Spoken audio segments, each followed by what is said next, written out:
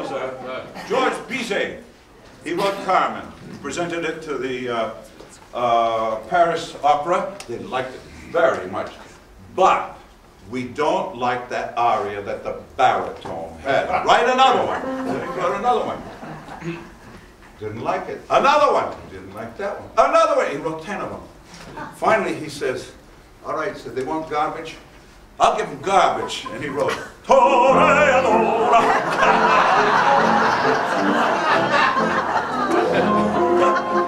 It's a true story. True story. Okay, now,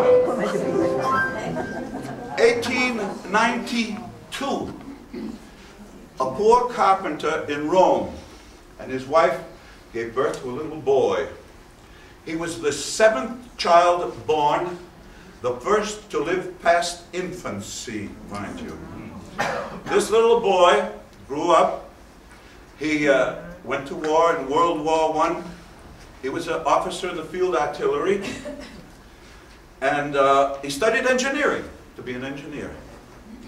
But he was probably one of the most musical people who ever lived. Now, there are a lot of people, good musicians, but not very musical, and a lot of people that are very musical, not very good musicians. Well, Ezio Pinza could not read a note of music, but when it was taught to him, his innate musicality made it better than any professor could ever teach him to do. And he made operas famous, the Don Giovanni, and Faust and Mephistopheles and Faust. He also took all small roles, too. Roles that were lugubriously done by shaky bassos. He would breathe fire into them and spark the whole opera and the whole chorus and all the other. Marvelous, marvelous man. Not a very complicated man. They say if he was ever on a psychiatrist's couch, he'd fall asleep. Well, many singers are like that. They say Pavarotti only has about a 3-minute attention span. Caruso, when he was on tour, he wrote a letter to his wife Helen, and it said, "I love you like bread." You want to get complicated? Whoa. Let's sing it. Now, when they have that kind of mentality and they have natural talents, they can't be corrupted by singing teachers.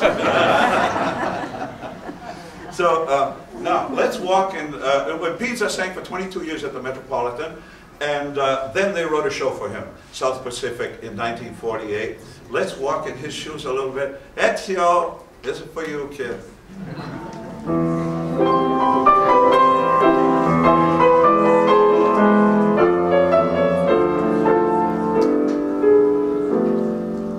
Some enchanted evening, you may see a stranger,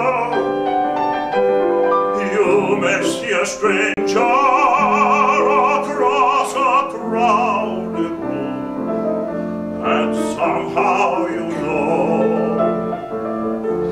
know even then, that somewhere you'll see her again and again.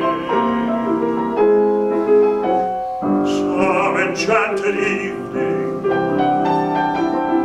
someone may be laughing, you may hear her laughing across a crowded room, and night after night, as strange as it seems, the sound of her laughter will sing in your dreams.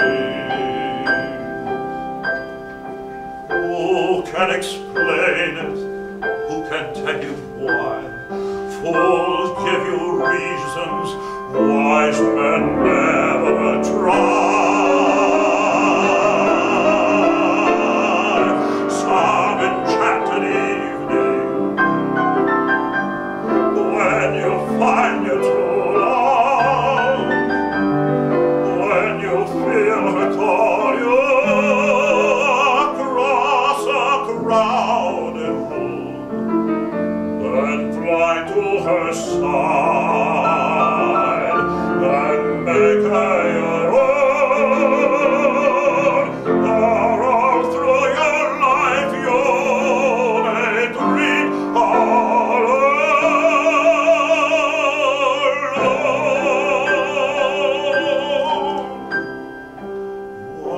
think you have